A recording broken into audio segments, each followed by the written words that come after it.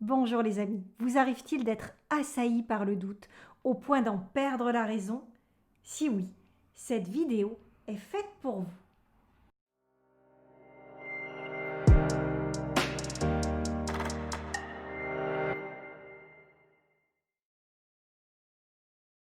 Si une image vaut mieux que 1000 mots, une bonne histoire, elle aussi, vaut bien mieux qu'un long discours. Je vous partage aujourd'hui l'histoire de cette jeune femme qui, depuis quelques semaines, entretient quelques doutes quant à la fidélité de son époux.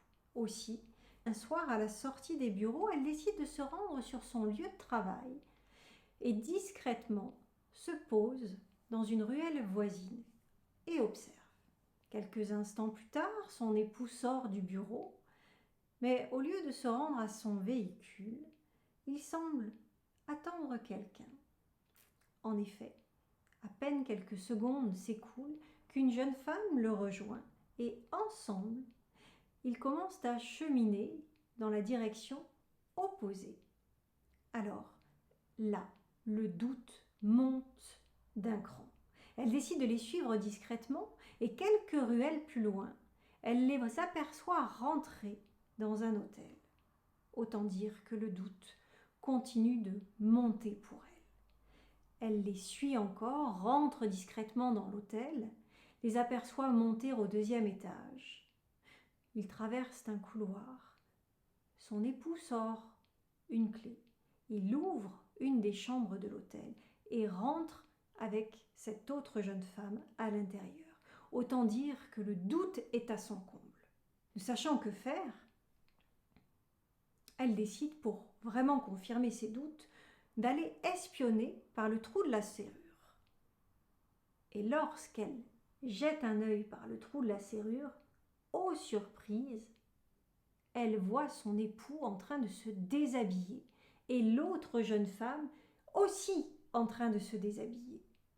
Autant dire que le doute est total pour elle à cet instant-là, quand soudain la lumière s'éteint. Et elle reste là, avec tous ses doutes. Ah, ce doute.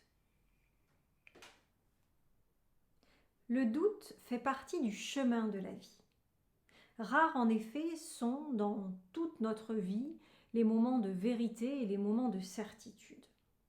Bien sûr, souvent avec du recul, lorsqu'on va revisiter le fil de l'histoire que nous avons traversé, certains doutes qui ont pu nous envahir à certains moments vont nous paraître complètement dérisoires, ridicules ou alors évidents par rapport à la somme d'informations dont on disposait et qu'on n'a pas su voir. Donc le doute a véritablement la particularité et le bénéfice de nous offrir l'opportunité de nous remettre en question, de nous offrir l'opportunité de rester ouverts, notamment aux signaux faibles qui, avec le recul, souvent vont nous paraître gros comme le nez au milieu de la figure.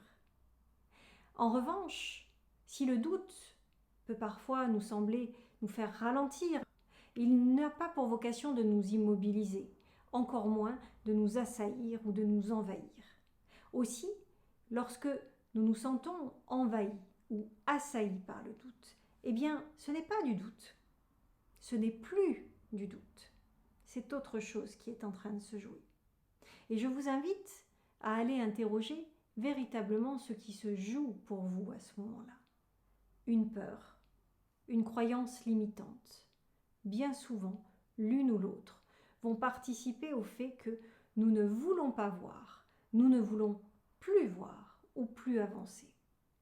Au point que, même si on a fait 1000 fois le tour de la situation, du sujet en long, en large et en travers, si on l'a partagé avec nos proches et même avec des professionnels, et qu'à chaque fois on a l'impression d'en être au même point, véritablement, c'est qu'une part de nous refuse d'aller plus loin. Alors il est temps de s'interroger sur cette part de nous, plutôt que de s'en vouloir ou de chercher encore d'autres réponses, ou parfois même on va peut-être aller se faire tirer les cartes ou interroger un médium. Mais quand il s'agit d'un doute qui vous semble tenace, c'est que vous cherchez des vérités, vous cherchez des certitudes, et donc il y a une part de vous qui refuse d'aller visiter autre chose. allez observer la peur qui est en train de s'exprimer. Allez observer la croyance limitante qui est en train de vous retenir. Et là, vous pourrez à nouveau vous remettre en chemin. Et bien souvent, quand vous prenez du recul, parfois même des années après, sur une situation où vous êtes senti en totale confusion, en ayant l'impression d'être plongé au plus profond du doute, eh bien, l'expérience vous apprend que ce n'était pas du doute. Une partie de vous vraiment refusait de voir. Et toujours pour des bonnes raisons.